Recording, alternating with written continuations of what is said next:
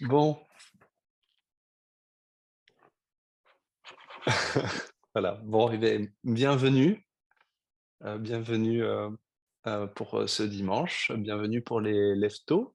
Heu, pour ceux qui prennent en replay, je ne sais pas s'ils garderaient l'introduction comme ça, mais, pour ceux qui gardent en replay, il y a un grand sourire parce qu'on vient d'avoir un, off the record, comme on dit, un très, très, très beau, témoignage, d'une expérience, voilà, de ce que c'est de faire l'expérience de la présence et du silence et voilà, ce qui est important de retenir dans ce qui a été échangé, jusqu'ici évidemment, c'est que le cours, adopte une forme intellectuelle, hein, au travers de ces échanges, de ces lectures, de l'enseignement de Ken Wapnick et des vidéos, qui sont postées par Bernard Groom ou par moi-même. Il y a une approche éminemment intellectuelle et c'est la forme que prend le cours. Il y a d'autres, chemins que le cours qui n'ont pas cette forme intellectuelle et qui sont tout aussi respectables. Or, le cours s'adresse à une société et à des gens qui sont énormément dans le mental. Donc il faut respecter cet aspect intellectuel, mais comme on le disait tout à l'heure, grâce à ce témoignage, le but n'est pas de rester là, hein. Le but d'utiliser notre compréhension, notre intellect, c'est aussi pour relâcher la peur, pour arriver à une expérience et dans l'expérience, il y a plus besoin d'intellect. L'expérience est, on ressent quelque chose. Ensuite, on revient dans nos affaires mondaines et dans notre raison et dans notre intellect, mais jamais comme avant. Et comme dit le cours, notre front est plus lisse et nous sourions davantage. Voilà. Donc merci pour le témoignage, de tout à l'heure. Merci beaucoup. Et puis, nous allons donc, commencer sans transition avec cette nouvelle lecture, que je propose. Donc, très importante lecture, je pense, les 50 principes des miracles, d'un courant miracle, par Kenneth Wapnick. Donc cette lecture la lecture de cet ouvrage s'étalera sur 6 ou peut-être un peu plus, de séances jusqu'à ce qu'on ait terminé, hein, en fait. Heu, chaque, lecture sera suivie comme, d'habitude d'une session de partage, d'échange et de commentaires. Voilà. Donc je vais couper les micros et je les réactiverai par, la suite.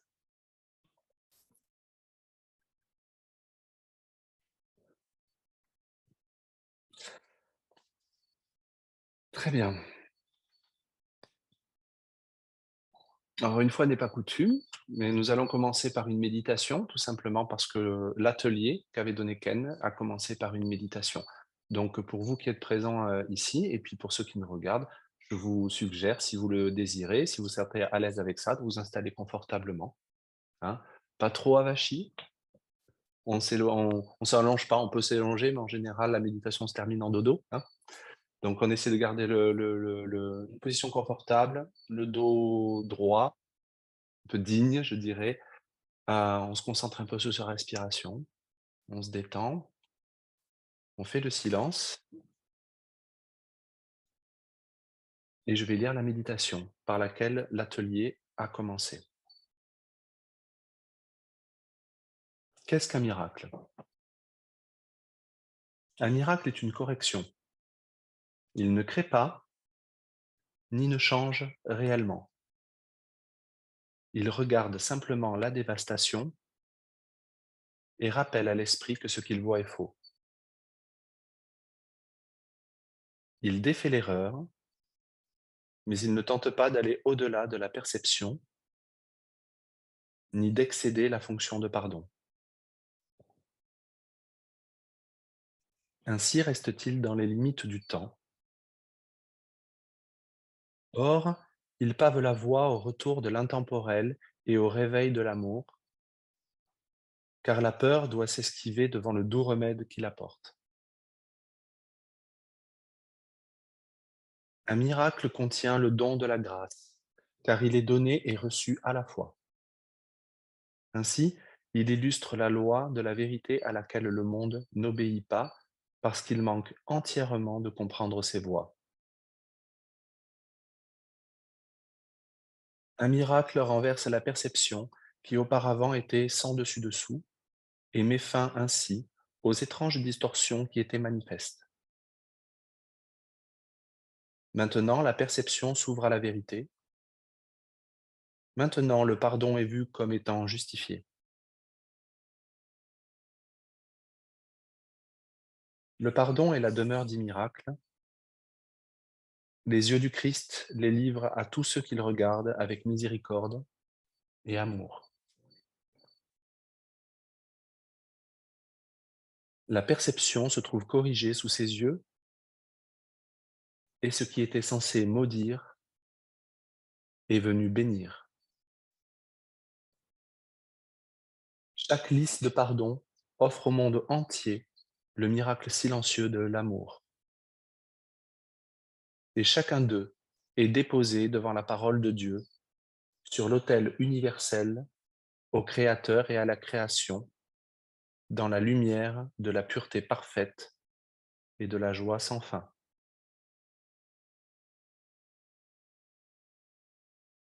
Le miracle est accepté d'abord par la foi,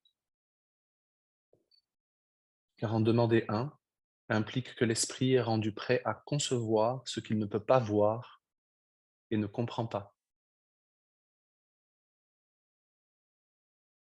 Or, la foi fera venir ses témoins pour montrer que ce sur quoi elle reposait est réellement là.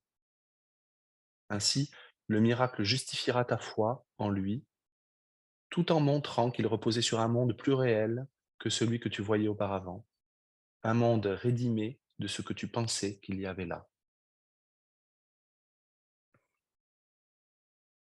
Les miracles tombent du ciel, comme les gouttes d'eau d'une pluie qui guérit sur un monde aride et poussiéreux, où des créatures affamées et assoiffées viennent mourir.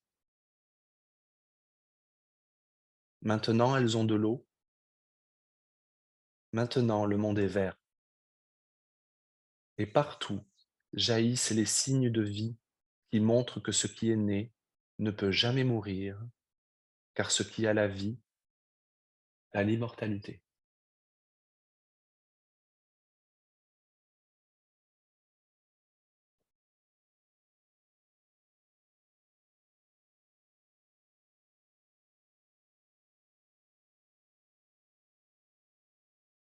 Merci.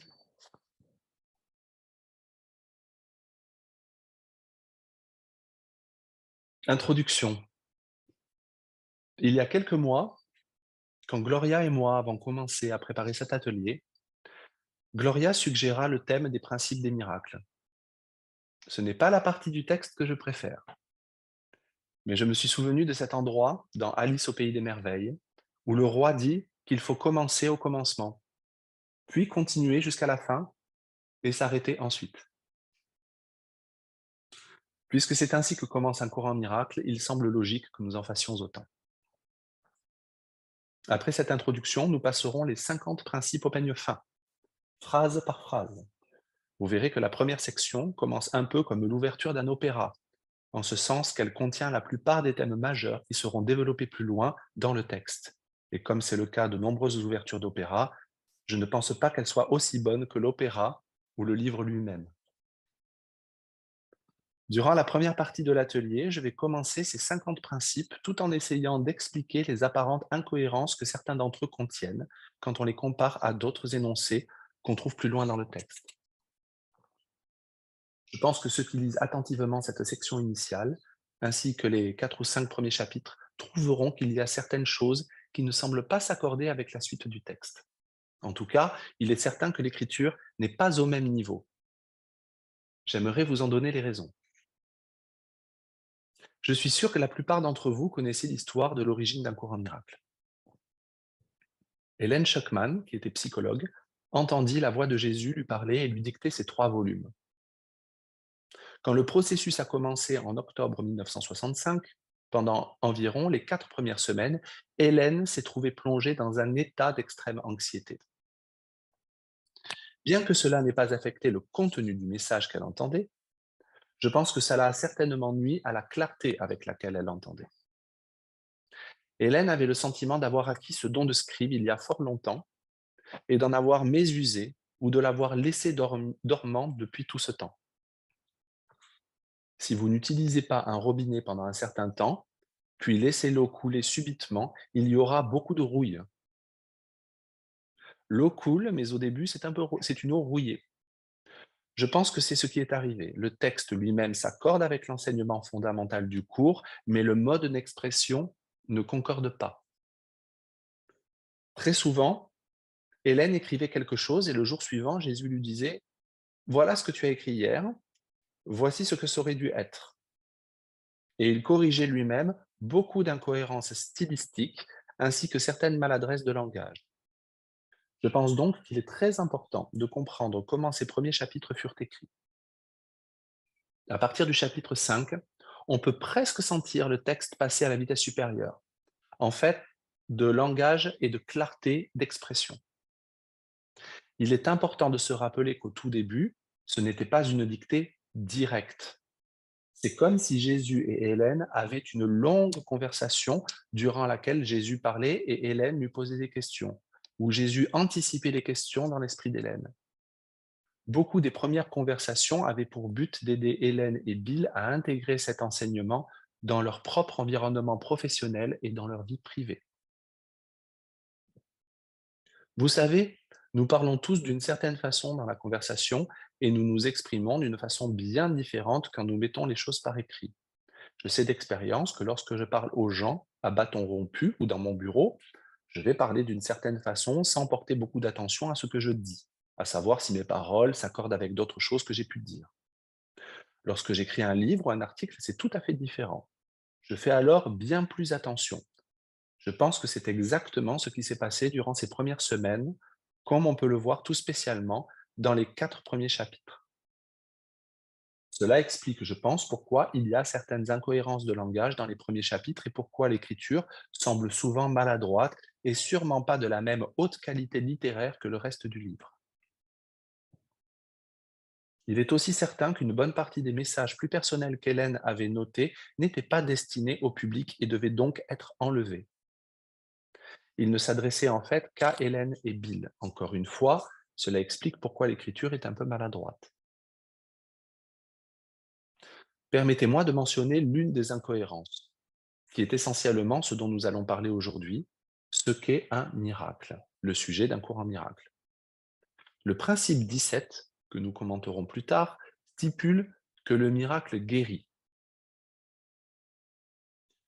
Au chapitre 2, Jésus dit: parler du miracle de la guérison, c'est combiner de façon inappropriée deux ordres de réalité. Or, vers la fin du texte, on trouve quelques mentions d'un miracle de guérison. Par exemple, texte 27, chapitre 2, paragraphe 5, ligne 2.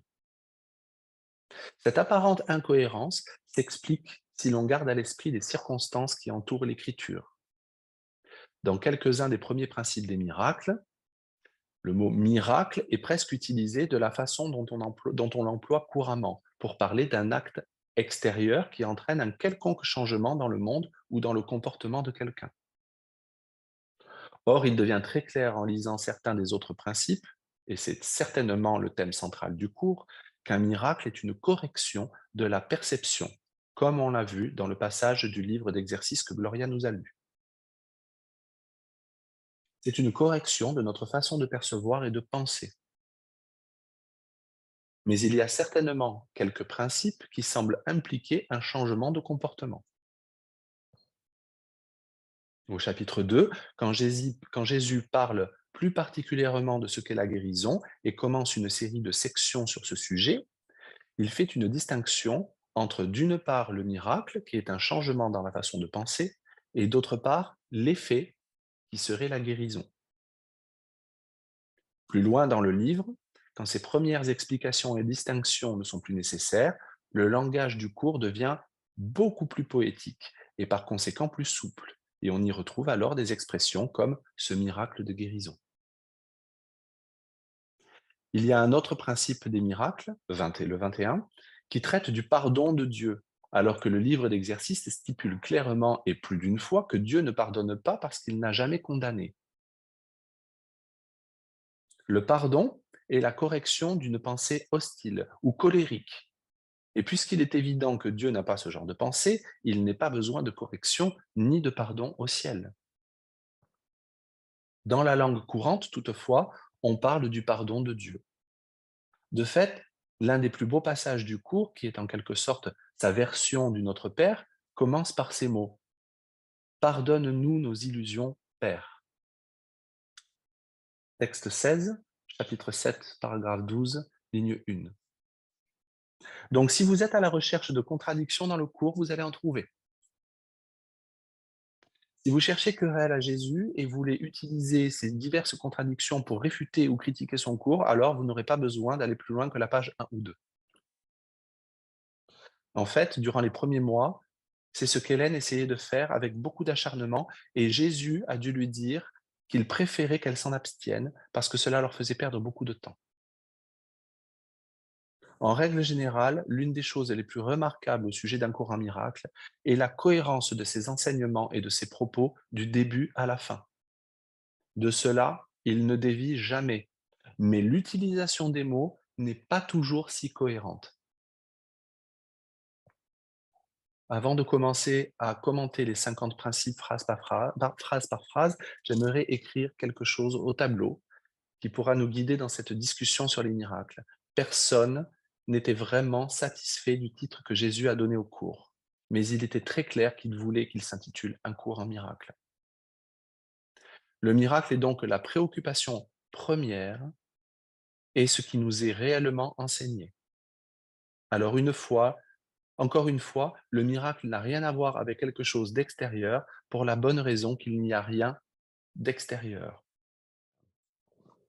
Aujourd'hui, nous n'allons pas traiter de la métaphysique du cours, nous allons tenir pour acquis que ces principes sont acceptés. Bien sûr, le fondement métaphysique du cours est qu'il n'y a pas de monde à l'extérieur de nous. Il n'est qu'une projection de ce qui est en nous, ce qui veut dire que la question essentielle se trouve toujours dans le petit point noir sur la gauche du tableau qui représente l'esprit. L'esprit projette sur le monde ce qui est en lui, et bien sûr, le monde inclut non seulement le monde en général, l'univers, mais aussi le monde de nos corps particuliers. Cela veut dire que le problème n'est jamais ce qui se passe à l'extérieur de nous dans le monde, le problème est toujours ce qui est à l'intérieur de notre esprit. Et puisque le problème est là, c'est là aussi que doit être la réponse. La réponse est le miracle.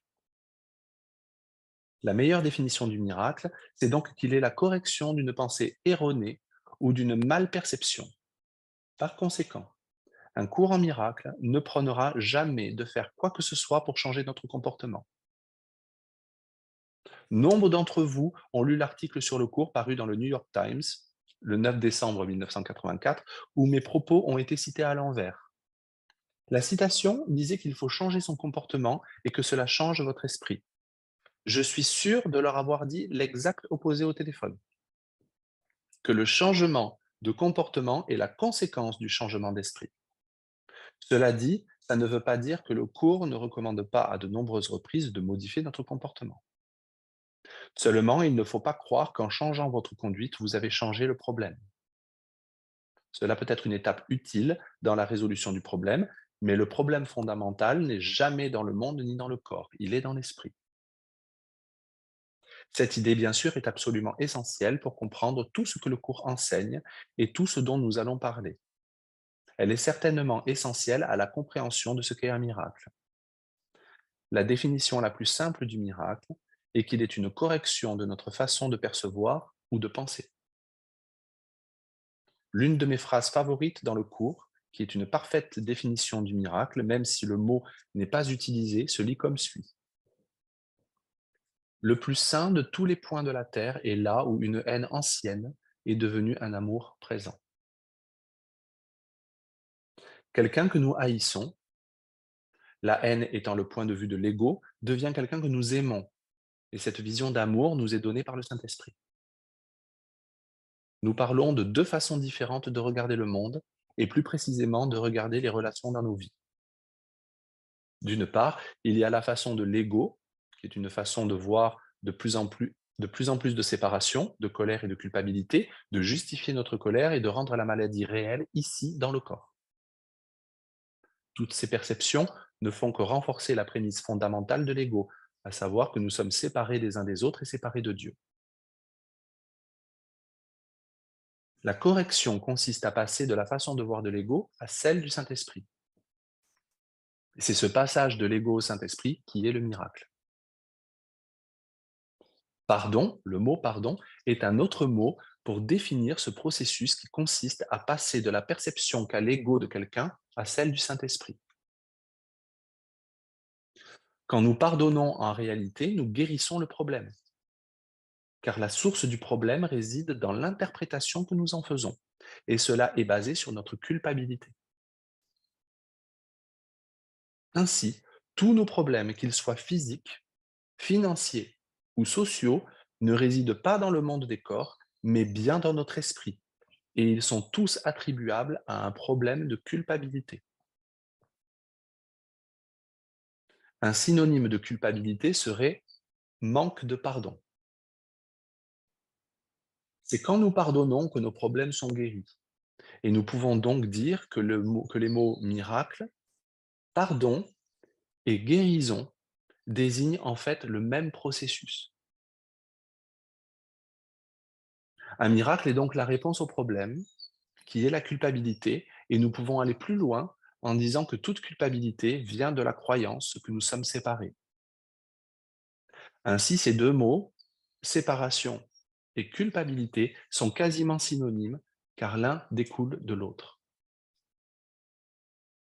Y a-t-il des questions avant que nous passions aux principes eux-mêmes? Première question. Quand vous parlez de pardon, parlez-vous du pardon de soi ou des autres? Réponse. Le processus fondamental du cours est que nous nous pardonnons à nous-mêmes en pardonnant aux autres. Donc techniquement, vous pardonnez à quelqu'un et cela vous permet conséquemment de vous pardonner à vous-même. L'expérience nous apprend que c'est un processus réciproque. Plus je te pardonne, plus je me sentirai pardonné. Plus je me sens pardonné, plus il m'est facile de pardonner aux autres. Mais selon le paradigme que propose un courant miracle, quand nous pardonnons à quelqu'un d'autre, nous nous pardonnons conséquemment à nous-mêmes, parce que c'est la même chose. Une fois que nous acceptons l'idée qu'il n'y a rien à l'extérieur de nous dans le monde, excepté ce que nous y mettons, nous reconnaissons un lien direct entre ce qui est dans notre esprit et ce que nous voyons. Rappelez-vous les premières leçons du livre d'exercice. Il est tout à fait clair qu'elles visent à nous entraîner à penser de cette façon et elles énoncent très clairement qu'il n'y a pas de distinction entre ce que nous percevons à l'extérieur et ce que nous percevons à l'intérieur, que ce sont nos pensées qui font le monde. Nous parlons donc d'une seule et même chose.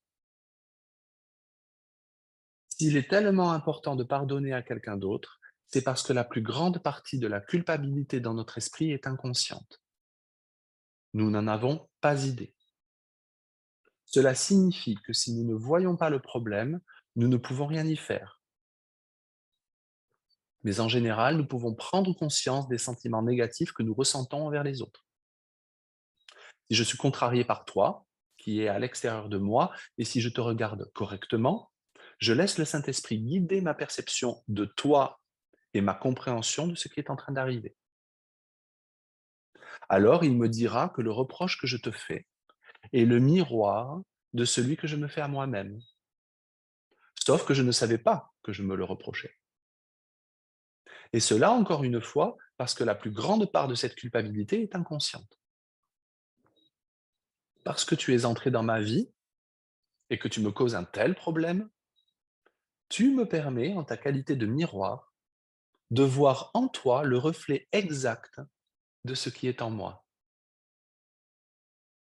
Quand je change d'esprit à propos de quelque chose dont je t'accuse, en réalité, je change d'esprit à propos de quelque chose dont je me suis accusé. Toutefois, la forme peut être différente. Nous parlons donc d'un terme très important qui n'apparaît pas du tout dans la première section, et ce terme est projection. Nous projetons le contenu de notre esprit sur le monde. Question. Diriez-vous que pour être ouvert à cela, et bien le comprendre, il faut demander l'aide du Saint-Esprit en tout temps? Réponse. Oui. Un courant miracle est sans équivoque à ce sujet. Il est impossible de pardonner vraiment à quelqu'un sans l'aide du Saint-Esprit, parce que nos égos sont trop solidement fixés dans nos esprits. C'est-à-dire que notre investissement dans le maintien de l'illusion de séparation et de culpabilité est si solidement fixé dans notre esprit qu'il est presque, sinon tout à fait impossible de vraiment changer d'esprit sans aide extérieure. Bien sûr, cette aide extérieure, le Saint-Esprit est en réalité à l'intérieur. Comme le dit cette citation des évangiles que le cours cite fréquemment, je ne peux rien faire de moi-même. Question. En parlant à mon amie, je me suis rendu compte que je projetais quelque chose sur elle, puis je me suis rendu compte qu'il y avait une projection intérieure en moi. Mais j'ai remarqué que ce n'était pas quelque chose en moi qui était en relation avec elle, c'était en moi en relation avec Dieu, un sujet complètement différent, mais la même projection. Réponse. Le fond du problème, c'est toujours notre relation avec Dieu. Le fond du problème dans le système de l'ego de qui que ce soit, c'est la croyance que nous sommes séparés de Dieu, que nous avons attaqué Dieu et que Dieu est en colère contre nous et va nous punir. Cette constellation de pensée est au cœur de l'ego de chacun. Afin d'échapper à la colère de Dieu, nous endurons toutes sortes de choses bizarres, dont la plus étrange est la croyance qu'en attaquant autrui, en d'autres termes, en projetant le problème de soi vers quelqu'un d'autre, nous pouvons nous libérer du problème. Ainsi donc, quand on examine vraiment les problèmes interpersonnels auxquels nous faisons face, on constate qu'ils ont tous quelque chose à voir avec la croyance que l'autre est séparé de nous. De là, suit la croyance que nous sommes la victime de l'autre. Ou à l'inverse, nous nous sentons coupables parce que nous croyons l'avoir victimisé. Nous avons tous vécu ce genre d'expérience. Nous avons tous amplement d'occasions dans notre vie de reconnaître comment cela fonctionne. Mais elles reviennent toutes au problème fondamental qui est de croire que nous sommes séparés de Dieu, ce qui signifie à son tour que nous croyons l'avoir attaqué. Et cela signifie que nous croyons l'avoir victimisé, avoir fait de lui notre victime. Puis nous inversons tout cela, car la projection suit toujours de la culpabilité, et nous croyons être les victimes de Dieu.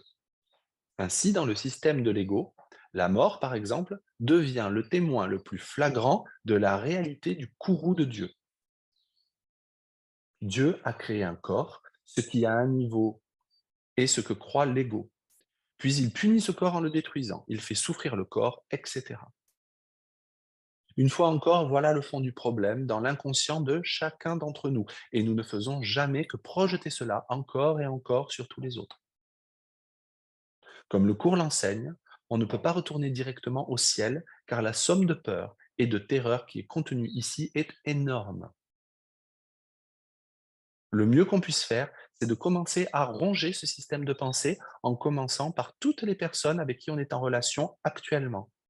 Et on peut être en relation avec des gens qui sont présents physiquement ou juste en pensant à eux. Ainsi, quelqu'un mort il y a 20 ou 30 ans peut être très présent dans notre esprit car nous continuons à traîner les blessures passées et les illusions passées sur cette personne. Autre chose?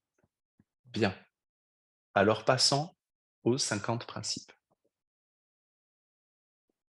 Premier principe, il n'y a pas d'ordre de difficulté dans les miracles. Aucun n'est plus dur, ni plus gros qu'un autre. Ils sont tous les mêmes, toutes les expressions d'amour sont maximales. J'ai dit que ce n'était pas ma section favorite, mais je pense que ce premier principe est une véritable perle. C'est un des énoncés les plus importants de tout le livre, et je pense que c'est aussi ce que pense Jésus, car c'est un principe qui revient maintes et maintes fois tout au long des 3 livres sous diverses formes. Si nous pouvions vraiment comprendre ce que cela signifie, qu'il n'y a pas d'ordre de difficulté dans les miracles, nous pourrions comprendre tout le reste du cours, car ce principe contient en lui les germes du système de pensée tout entier. Qu'il n'y a pas d'ordre de difficulté dans les miracles revient à dire que tous les problèmes du monde sont en fait le même. Les problèmes apparemment majeurs et les problèmes apparemment mineurs. Il n'y a pas de différence entre eux. On ne peut pas vraiment le comprendre tant qu'on ne reconnaît pas qu'il n'y a pas de monde à l'extérieur de soi. Si vous croyez à la réalité du monde perceptuel, physique ou séparé, alors vous devez croire qu'il y a une gradation. Il y a des choses plus grosses et il y a des choses plus petites. Le monde entier, c'est-à-dire le monde entier de la perception, est basé sur les ordres et les différences. Nous avons tous acquis les concepts de grand et petit, gros et mince, beau et laid, mâle et femelle, nuit et jour, lumière et ténèbres, grand problème, petit problème, et ainsi de suite.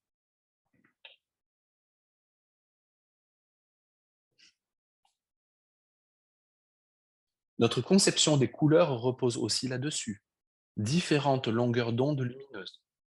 Ce sont toutes des parties intégrantes du monde de la séparation de l'ego. Le fait qu'il y ait des différences dans ce monde. Dès l'instant où l'on croit que le corps est réel, on croira qu'il y a certains problèmes plus graves que d'autres. Si quelqu'un souffre d'une maladie mortelle, c'est un sérieux problème. Si quelqu'un souffre d'un simple mal de tête, nous dirons que ce n'est pas un problème aussi sérieux. Il n'y a personne en ce monde qui ne tombe dans ce piège. Sous une autre forme, cela explique qu'on demande de l'aide au Saint-Esprit pour certains problèmes, mais pas pour d'autres. Qu'on le croit trop occupé ou qu'on ne veuille pas le déranger pour nos problèmes ridicules et insignifiants, ou qu'on croit pouvoir s'en occuper soi-même. En vérité, toutefois, nous avons peur de sa solution, qui signifie le défaire de l'ego. Cependant, le but d'un cours en miracle n'est pas de nous culpabiliser parce que nous tombons dans ces pièges. Le but du cours, c'est de nous faire comprendre à quel point nous sommes insanes et à quel point ce système de pensée est insane, ce qui nous permet de changer d'esprit à son sujet. Vous ne pouvez pas changer d'esprit à propos de quelque chose si vous ne savez pas que cette chose est là. Ainsi, en exposant le système de pensée de l'ego, le but n'est pas de nous rendre plus coupables que nous ne le sommes déjà, ou plus stupides, mais de nous aider à comprendre que c'est en fait ce que nous croyons. Après quoi, nous pouvons changer d'esprit à ce sujet. Comme coup d'envoi, ce premier principe est éclatant. Ce que cela veut dire donc, c'est qu'il est tout aussi facile de guérir un cancer que de guérir un simple mal de tête. Il est tout aussi facile de guérir la menace d'une guerre nucléaire que de guérir une querelle entre deux petits-enfants, parce que c'est la même chose. Tout vient du même point central qui est la croyance en la séparation ou en la croyance en la culpabilité. Les problèmes ne sont jamais dans le monde, mais à l'intérieur de notre esprit. Toute action dans ce monde pour soulager la douleur se fait au niveau du symptôme, ce qui veut dire qu'elle se fait au niveau de la forme. L'un des principes clés du cours est la distinction qu'il nous demande sans cesse de faire entre forme et contenu. Un cours en miracle enseigne qu'il n'y a que deux contenus fondamentaux dans le monde. Dieu ou l'ego, l'amour ou la peur, le pur esprit ou le corps. Il n'y a aussi que deux perceptions fondamentales. L'une est la façon dont l'ego regarde un problème, l'autre est la façon dont le Saint-Esprit regarde un problème. Cependant, ces deux contenus se présentent sous une myriade de formes. Quand on pense que le contenu fondamental du monde de l'ego est la séparation, on se rend compte de la multitude de formes que prend cette croyance. Certaines choses que nous considérons comme négatives, comme la douleur, la souffrance, la mort, etc. Et d'autres que nous considérons comme positives, ce qui signifie habituellement que nous obtenons ce que nous voulons ou que la personne est exempte de souffrances sérieuses. Mais la question ne se situe jamais au niveau de la forme, qui se trouve du côté droit du tableau qu'on a vu tout à l'heure. La question est toujours la pensée sous-jacente. Sur la gauche du tableau, donc voir page 16, je remontrerai le tableau. Au chapitre 23, il y a une section appelée « Les lois du chaos », qui est une section très difficile et l'une des plus importantes de tout le texte. Les lois du chaos décrit les 5 lois qui composent le système de pensée de l'ego et sont en fait la contrepartie des 5 principes des miracles. On voit bien de quel côté penche Jésus, hein, qui nous donne 50 principes des miracles et seulement 5 lois du chaos. La première des lois du chaos est l'exemple et l'exacte contrepartie du premier principe des miracles. Elle stipule que la vérité est relative et qu'il existe une hiérarchie d'illusions. Certaines illusions sont pires que d'autres ou certaines illusions sont meilleures que d'autres. C'est exactement ce dont on parlait. Si vous croyez que certains problèmes sont plus gros que d'autres, vous devez forcément croire qu'il y a différents niveaux de solutions pour les différents niveaux du problème. Un professionnel de la santé sait bien qu'en présence de tels symptômes, il faut faire A. Et s'il y a un autre symptôme, il faut faire B. Et s'il y a un troisième symptôme, il faut faire A et B ou tenter autre chose. Il y a beaucoup de moyens très précis à prendre pour guérir ou résoudre les divers problèmes que nous croyons avoir. À ce propos, il est dit clairement dans le cours que cela ne signifie pas que vous ne devriez pas faire ces différentes choses. Mais nous y reviendrons plus loin en parlant du cinquième principe. La seule chose qui guérisse vraiment, c'est le défaire de la croyance que nous sommes séparés de Dieu. D'où découle notre problème de culpabilité. Comme nous le verrons plus tard, le mot jonction est une autre façon de définir ce qu'est la guérison. Si nous reconnaissons que le seul problème qui soit réside en la croyance que nous sommes séparés, alors la seule solution à tous les autres problèmes apparents est la jonction. Plus on étudie un cours en miracle, plus il devient évident que la façon dont on définit un problème établit automatiquement la façon dont on le résout. C'est pourquoi il est très important que vous étudiez et pratiquiez le cours de façon de toujours garder à l'esprit qu'il reconnaît un seul problème, qui est la croyance que nous sommes séparés. Si vous dites que le problème est quelque chose d'autre, alors vous dites automatiquement que la solution sera quelque chose d'autre.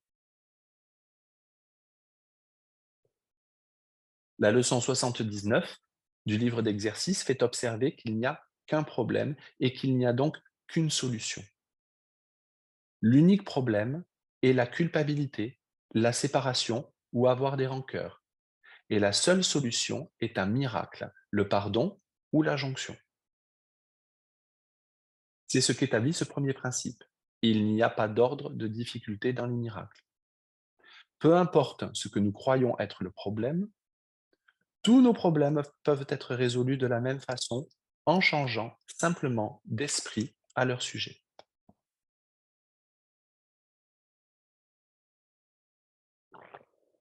Question. Parfois, nous nions les choses et nous pensons avoir déjà changé d'esprit. Réponse. On lit à la fin du texte, les épreuves ne sont que des leçons que tu as manqué d'apprendre et qui te sont présentées à nouveau, de sorte que là où tu avais fait le mauvais choix auparavant, tu peux maintenant en faire un meilleur. Texte 31, chapitre 8, paragraphe 3, ligne 1. Évidemment, la plupart du temps, nous n'avons pas totalement défait notre culpabilité, et il peut y avoir des relations que nous croyons avoir guéries ou résolues, or quelque chose arrive une année plus tard et boum, les mêmes sentiments ressurgissent. Tout le monde a eu ce genre d'expérience. Cela ne veut pas nécessairement dire que nous avons échoué quand nous avons essayé d'y travailler la première fois. Cela signifie probablement que nous avons été aussi loin que nous le pouvions à ce moment-là et que nous sommes prêts maintenant à faire un autre pas et à guérir une couche plus profonde de culpabilité. Alors une occasion se présente et nous nous surprenons à nous mettre en colère ou à être contrariés, à nous sentir blessés, victimisés, et c'est cela qui nous indique que nous n'avions pas complètement lâché prise de cette croyance, car maintenant elle se trouve projetée sur cette personne. L'ego nous dira que l'ego, nous dira que nous devrions croire que nous sommes des ratés. Le Saint-Esprit nous dira que nous sommes prêts à faire un pas de plus. C'est vraiment l'idée maîtresse de tout le cours, nous aider à considérer tout ce qui arrive dans notre vie comme une occasion de guérir et de pardonner quelque chose qui était enfoui si profondément en nous que nous ne savions pas que c'était là. Et il n'y a pas d'exception à ce principe. En fait, la grande force du cours vient de la constance et de la simplicité de tout ce qu'il dit. Il nous enseigne qu'il n'y a vraiment qu'une seule façon de regarder toute chose dans le monde. C'est la voie du courant miracle. Que tout ce qui se passe est une chance pour nous de guérir notre esprit. Peu importe que nous soyons contrariés par quelque événement terrible relaté dans le journal, ou que nous soyons contrariés par une chose banale qui est arrivée à la maison ou dans notre famille, dans notre communauté ou au travail. Question. Bien qu'il n'y ait pas d'ordre de difficulté dans le miracle, nous sommes tous passablement convaincus du contraire. Eu égard à ce fait, est-ce possible que nous ayons besoin de faire l'expérience de pardonner un gros problème avant de pouvoir passer aux autres? Réponse. On résout ce qu'on peut résoudre. Pour certaines personnes, c'est le contraire. Les gros problèmes sont trop difficiles, alors elles s'exercent sur les plus petits. La personne qui vous coupe le chemin sur l'autoroute, ou quelqu'un qui fait quelque chose d'un peu agaçant, ou vos enfants qui ne font pas ce qu'ils devraient faire à la maison. Certains, certaines personnes trouvent qu'il est plus facile de s'occuper des gros problèmes et d'autres pensent le contraire. Question. Devons-nous faire toutes ces choses? Réponse. Vous n'avez pas à les faire. Seulement, vous vous sentirez mieux si vous les faites. C'est tout. Question. Ce premier principe signifie-t-il également qu'il serait aussi facile de guérir un cancer qu'un rhume? Réponse. Oui, mais n'allez pas croire que le problème est le cancer ou le rhume ou le corps. Ce n'est pas le problème. Le problème est la pensée qui a mené là. Selon le cours, la seule signification de n'importe quoi est ce à quoi cela sert. Ne vous concentrez pas sur les symptômes du cancer, pas plus que sur sa rémission, car là n'est pas le problème. Le cancer peut servir un but, non seulement pour cette personne en particulier, mais pour les autres personnes dans sa vie, famille, amis, personnel médical, etc. Question.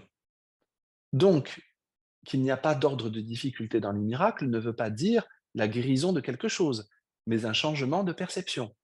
Réponse. Exact. Cela veut dire un changement dans l'esprit. Nous en parlerons encore plusieurs fois au cours de cet atelier.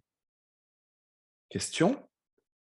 Dans le même ordre d'idées, si votre pensée est la cause de l'état cancéreux et que votre esprit a été guéri, alors que le cancer physique soit guéri ou non n'a plus d'importance, n'est-ce pas? Réponse. Exact. Les gens utilisent souvent la guérison physique comme preuve de leur bonne ou mauvaise santé spirituelle ou mentale. Si je fais bien tout ce qu'il faut, alors cette tumeur disparaîtra. Une fois encore, cela ne fait que rendre la chose réelle. Quand votre esprit est réellement guéri, ce n'est plus une question brûlante pour vous. Cela ne veut pas dire que la tumeur ne va pas disparaître.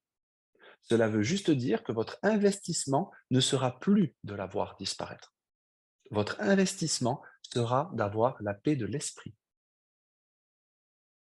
Question. La mort ne signifie-t-elle pas simplement qu'on s'allonge et qu'on abandonne le corps au moment approprié? Réponse. Si.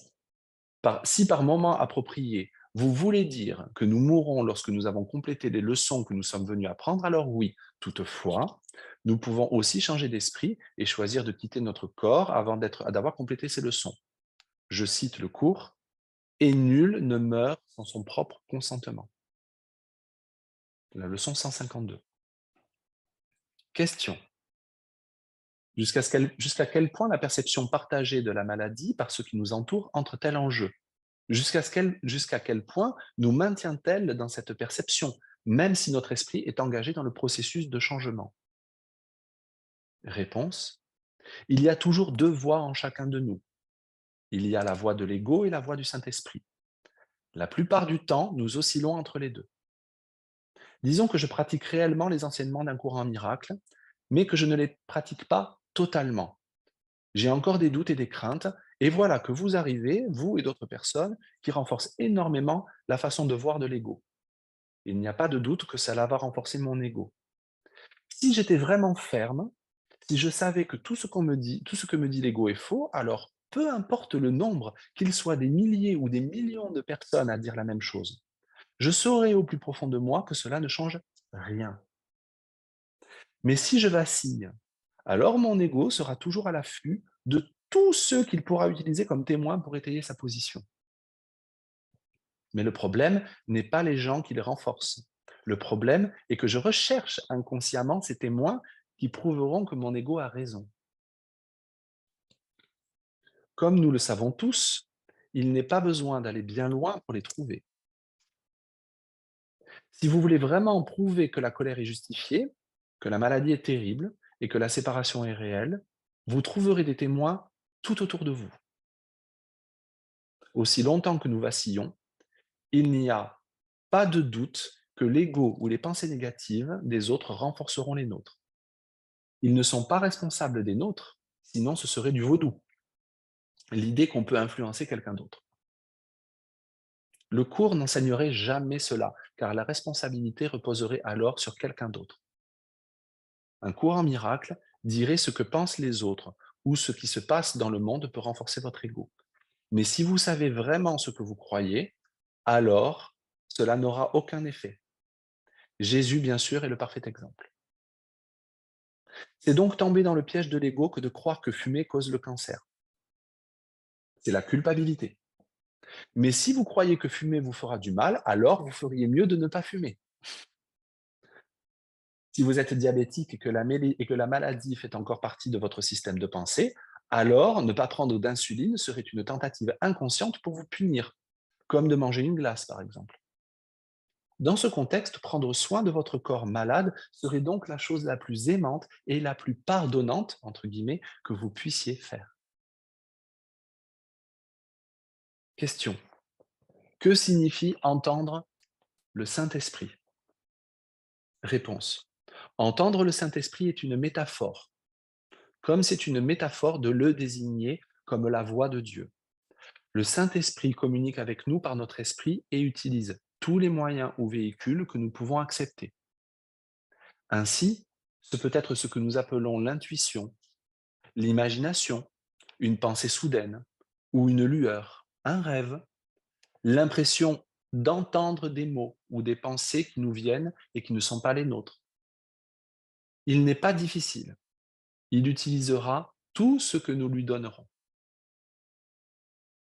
Mais continuons, autrement nous ne dépasserons jamais la première phrase. La seconde phrase est une autre façon d'exprimer ce que nous venons de dire. Dire qu'il n'y a pas de miracle plus difficile ou plus gros revient à dire qu'il n'y a pas de plus gros ou plus difficile problème. Bill Tedford avait l'habitude de dire que le premier principe pouvait être reformulé ainsi: il n'y a pas d'ordre de difficulté dans la résolution de problèmes. Tous les problèmes sont les mêmes, donc toutes les solutions sont les mêmes. Toutes les expressions d'amour sont maximales. La plupart d'entre vous m'ont probablement déjà entendu dire que le cours est écrit à deux niveaux. Le premier niveau est le niveau métaphysique, sur lequel nous n'allons pas passer beaucoup de temps aujourd'hui. Le second niveau est le niveau plus pratique, qui met en contraste les deux façons de regarder dans le monde. Or, le premier niveau est la partie du cours qui n'admet pas de compromis. Une chose est soit entièrement vraie, soit entièrement fausse. Il n'y a pas d'entre-deux. On ne peut pas être un petit peu enceinte. On l'est ou on ne l'est pas. Au deuxième niveau, nous oscillons sans cesse entre l'ego et le Saint-Esprit. Mais cet énoncé, toutes les expressions d'amour sont maximales, appartient en fait au niveau 1. On ne peut pas avoir un petit peu d'amour. On a de l'amour ou on n'en a pas. Car une des caractéristiques de l'amour, c'est d'être total, complet, sans exclusion ni exception. Toutes les expressions d'amour doivent être maximales, ce qui est une autre façon de dire qu'il y a un seul problème dans le monde. Ce problème, c'est la haine ou la peur. Par conséquent, il y a une seule solution à ce problème, et c'est l'amour. L'amour ne vient pas de nous, il ne vient pas de ce monde. L'amour vient de Dieu, par le Saint-Esprit qui nous inspire ensuite à être ce qu'on appelle aimant. Un cours en miracle enseigne aussi que personne en ce monde ne peut être aimant, car il nous dit que l'amour sans ambivalence est impossible ici. Le simple fait que nous soyons ici veut dire que nous avons un ego, ce qui signifie que nous croyons en la séparation. Cela veut dire que nous ne pouvons pas croire en la nature même de l'amour qui englobe tout. Techniquement, le pardon est l'équivalent en ce monde de l'amour du ciel, et l'amour vient à nous de Dieu par le Saint-Esprit dans notre esprit, qui nous inspire ensuite toutes les choses aimantes que nous pouvons faire. Mais on voit bien ici par cet usage du mot amour que le cours ne l'emploie pas d'une manière très stricte. Très souvent, il parlera d'amour pour désigner ce que nous faisons ici. Question? Alors de quoi est-il question? Si toutes les expressions d'amour sont maximales, cela devrait s'appliquer simplement à l'amour de Dieu. Réponse: oui, mais l'amour de Dieu par le Saint-Esprit ici. En d'autres mots, le contexte de cet énoncé est le miracle. Le miracle vient de l'amour. Le principe suivant traite de ce sujet et nous arrêterons ici pour aujourd'hui.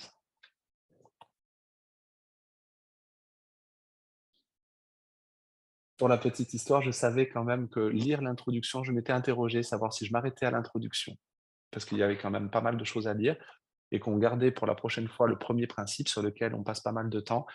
Et puis je me suis dit, on va lire l'introduction et le principe, ça serait dommage de s'arrêter avant le premier principe. Voilà, mes amis. Eh bien, je vais rétablir les micros. C'était déjà bien parti. On est parti avec un bon témoignage. Là, on est bien dans le vif du sujet. Je vais rétablir le micro et si vous avez envie de réagir, de commenter, de poser une question, de partager quelque chose, ce sera vraiment avec plaisir.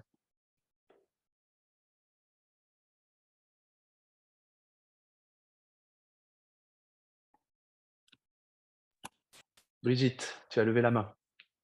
Oui, merci. Écoute, c'est bouleversant, ça c'est sûr.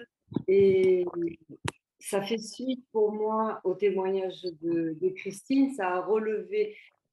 Le témoignage de Christine a provoqué une réaction quand je l'ai entendue. Et je l'ai comprise dans le déroulé de la lecture du premier principe. Et cette réaction cachait la pensée, oui, mais perdre un enfant, c'est vachement plus grave que perdre un parent. Je l'ai vu, mais clairement, alors que c'était un peu confus. Donc, ce que je comprends, c'est que je n'applique pas du tout ce premier principe. Et paradoxalement, de voir ça, enfin pas paradoxalement, logiquement, puisque c'est ce que Kenneth nous explique, j'ai pu me détacher à cette lecture de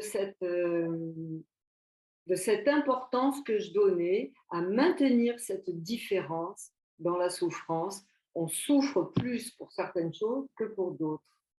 Et donc, Christine, eh ben, ton témoignage n'est pas venu par hasard.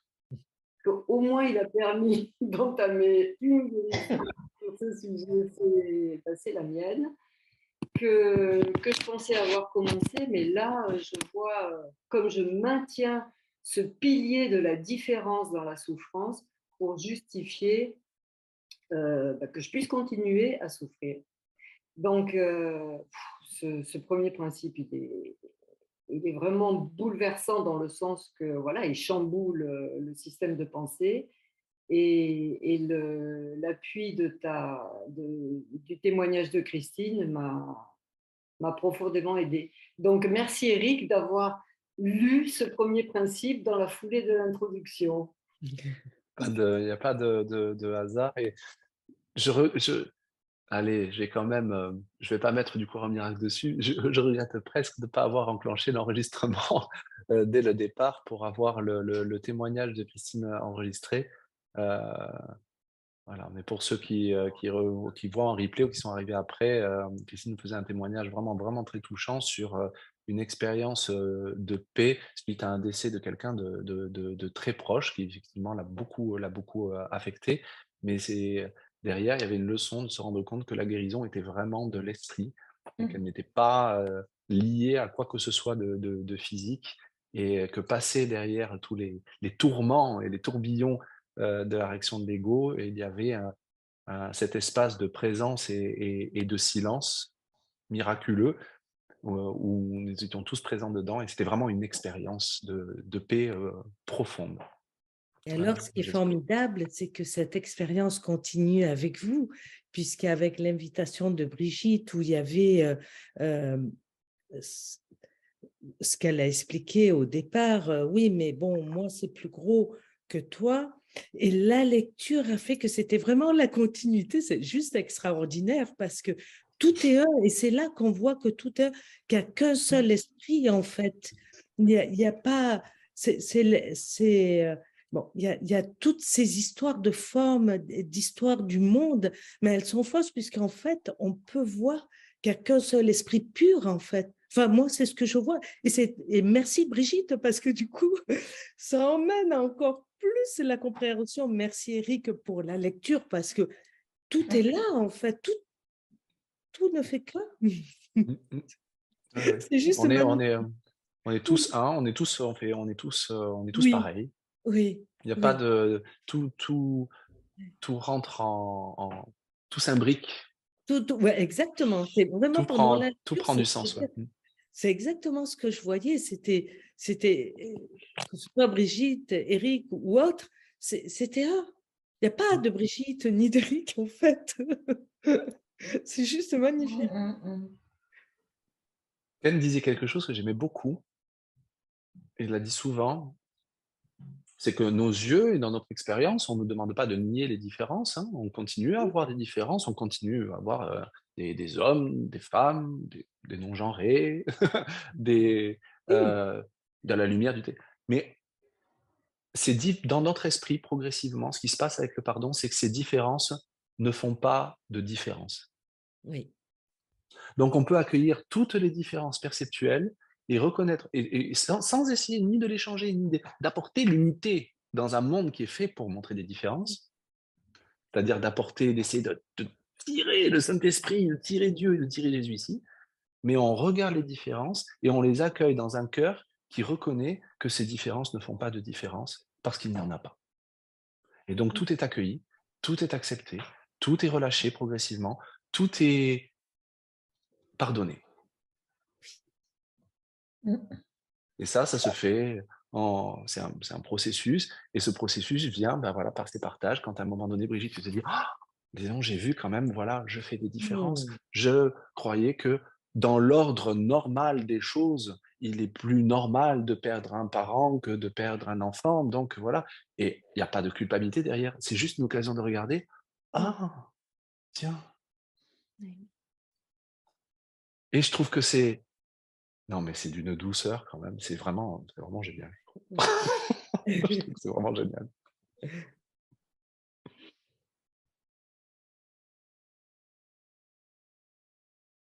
Mmh.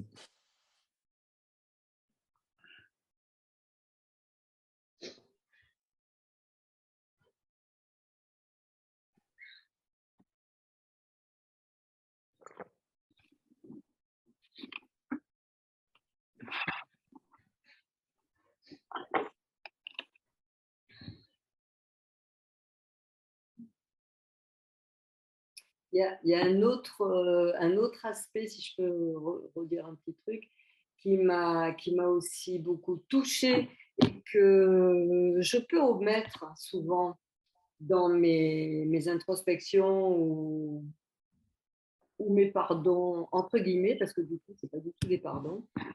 C'est quand il nous dit, je ne sais plus où, je crois que c'est un peu c'est le début, qu'on ne peut rien faire par nous-mêmes. Mmh. Et souvent, je peux me voir tenter de dire, OK, j'ai compris ce que c'était le pardon, je connais ce processus, allez-y, on y va. Mais non, c'est Brigitte qui va encore vouloir faire la correction, et au final, si je regarde bien, est-ce que j'ai invité Jésus? Est-ce que je me suis mise de côté pour le laisser? Il y a quand même ce mouvement intérieur qui est fondamental parce que souvent, même j'entends dire d'autres, je ne pense pas être une exception, j'arrive pas à pardonner, mon pardon ne marche pas. Mais est-ce que c'est pas moi qui pardonne en fait? Le seule part du pardon, la seule étape ou les 2 étapes qui m'importent, c'est vraiment de vous dire: «Ah, je souffre, donc je ne suis pas connectée avec le bon système de pensée. Jésus, viens toi, viens». Et là, c'est la confiance qui doit en fait, c'est pas qu'il vienne parce que bon, il est toujours présent en nous, mais le fait de dire viens, ça veut dire juste ok, je vais arrêter de mettre toute mon attention sur ma façon habituelle de penser pour m'ouvrir à quelque chose que je ne connais pas et que tu vas me faire découvrir. Mm. Et ça, c'est un mouvement que j'oublie souvent, enfin, que je le vois. Il le dit, hein, c'est quelque chose qu'on a du mal à admettre en tant que bon étudiant du cours ou bon étudiant de notre spiritualité. Nous ne sommes pas aimants. Nous ne savons pas ce que ça veut dire d'aimer. Nous savons ce que ça veut dire d'aimer particulièrement. Or, dans le cours, il nous dit que l'amour particulier, c'est l'autre facette de la haine particulière. Donc, c'est de la haine. Donc, et on peut, là, ce qui est dit, c'est que vraiment, la seule façon de pardonner, c'est de demander l'aide, de demander aide-moi, apprends-moi à pardonner. Enseigne-moi ce qu'est le pardon. Il le dit, hein, le pardon est le plus grand besoin du monde, c'est aussi le mien. Si on part du principe qu'on s'est déjà pardonné parce qu'on a compris 2-3 trucs, on usurpe le rôle. En fait, c'est une autre façon déguisée, maquillée, pour dire je ne pardonnerai pas. Je vais pardonner selon mes règles. Quand on commence à faire le cours et qu'au bout de 30 leçons, on est tout amour et tout est absolument merveilleux et c'est formidable et je t'envoie mon amour, je t'envoie mes plus belles pensées, c'est très joli, mais ça ne va pas nous emmener bien loin. Ça va nous amener moins loin que de reconnaître, je ne sais pas ce que c'est d'être bienveillant, je ne sais pas ce que c'est de pardonner, je ne sais pas ce que c'est d'être aimant. Il le dit très clairement, ça peut déranger. On est venu ici parce que, comme il le dit des fois dans des ateliers, les bons, les gentils et les doux ne sont pas venus ici. Ils sont restés avec Jésus. Hein. Et nous, on adore se maquiller, se donner cette apparence de gentil, de bon, etc.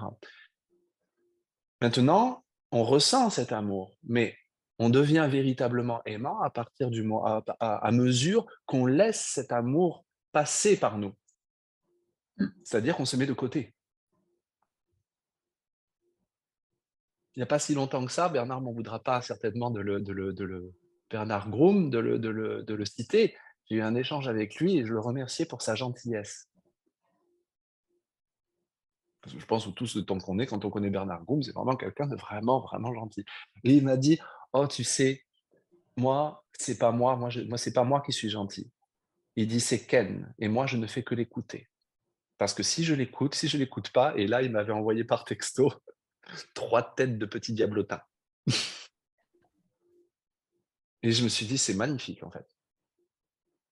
Donc Ken, parce que c'est notre enseignant, mais l'esprit de Ken ou l'esprit de Jésus, c'est pareil. Mais on pourrait dire, de moi-même, quand on dit de moi-même, je ne peux rien faire, de moi-même, je ne sais pas aimer. De moi-même, je ne sais pas pardonner. De moi-même, je ne sais pas être gentil. Je suis venu ici parce que j'ai nié la gentillesse. La chose la plus aimante, la plus douce et la plus honnête que je puisse faire, c'est de me rendre compte, de regarder ce que j'ai fait, d'admettre que cela ne me rend pas heureux, de changer d'esprit et de demander à l'enseignant de la gentillesse de m'enseigner ce que c'est la gentillesse, qui va venir d'une autre façon de regarder, une autre perception. C'est vraiment, vraiment important. On a vraiment cette tendance, mais tous autant qu'on est, et je m'inclus complètement dedans, à usurper encore le rôle et à penser qu'on va faire un meilleur job.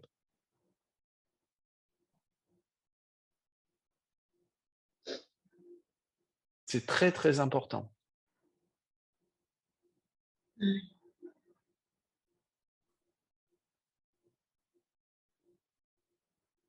C'est paradoxal hein, de se dire que finalement, ce qui est le plus aimant, c'est de reconnaître qu'on ne l'est pas,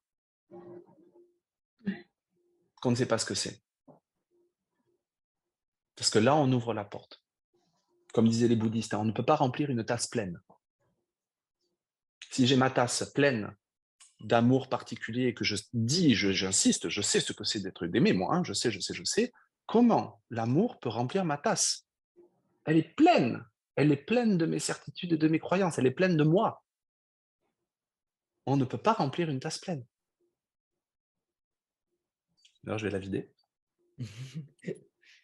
Et voilà, je la vide, il y a une leçon, hein. Je choisis la seconde place pour obtenir la première. Je vide ma tasse pour demander au, au barman, au barista de l'amour universel de remplir ma tasse. C'est pas mon contenu, c'est le sien.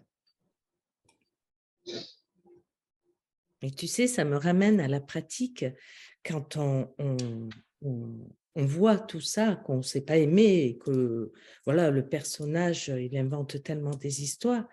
C'est vraiment la certitude et la foi que Jésus, Gilles, le Saint-Esprit, Dieu, l'amour véritable, le pardon véritable, il est là et on le laisse œuvrer. Et quand on le laisse œuvrer, c'est là où la tasse se remplit et on voit que nous-mêmes, le petit personnage ne peut pas faire ça. C'est impossible. C'est impossible. On a tout essayé. On n'a jamais réussi.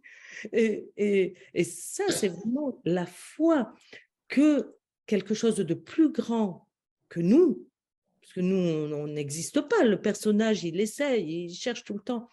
Et ça, j'ai la sensation que c'est un socle solide qui est là avec le cours en miracle.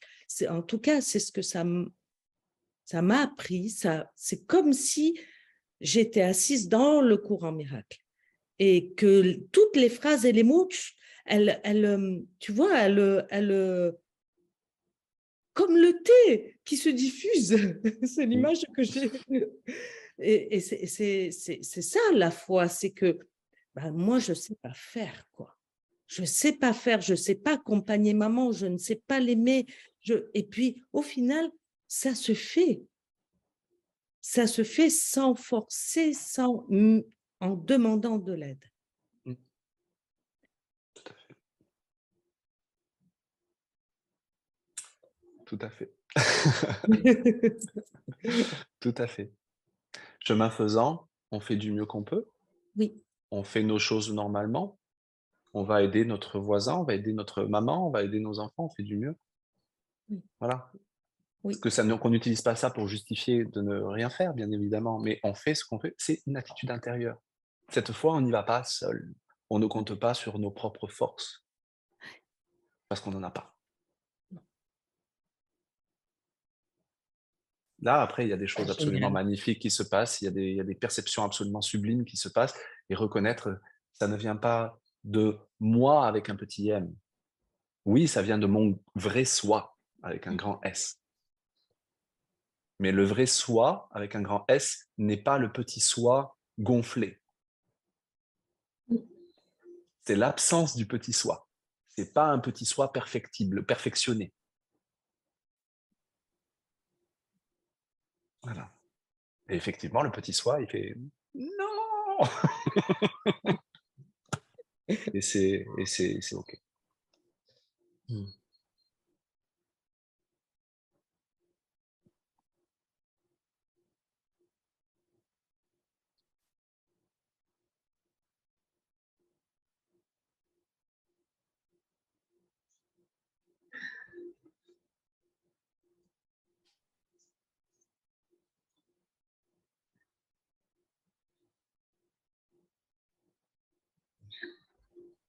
Est-ce que quelqu'un veut réagir ou veut dire quelque chose?